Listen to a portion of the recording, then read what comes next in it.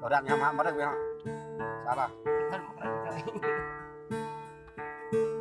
Tiết kiệm rồi.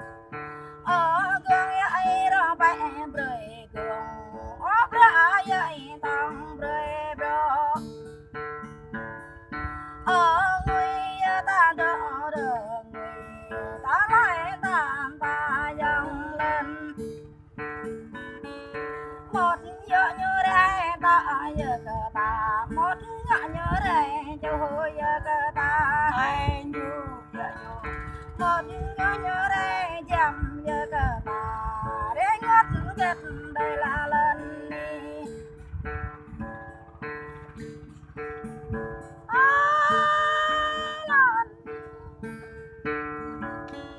hai nay ta mới cứ nhớ sang đưa lên đi hai nay ta mới cứ giang để giang cầm để ông quen ta rồi nhập giờ này quen cắp ta bồi dùm giờ này ông giờ giờ ông đi ca đâu nghe anh này lên bé chú mẹ cao càng già lên mà ông có già mẹ cao càng nhầm lên mà ông có đánh nhầm mẹ cao càng bông lên đi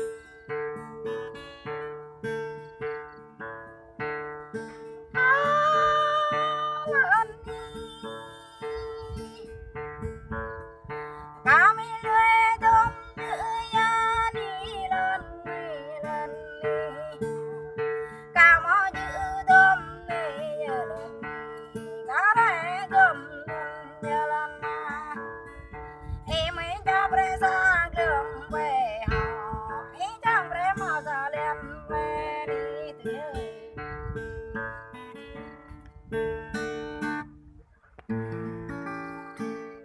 bị đang phương này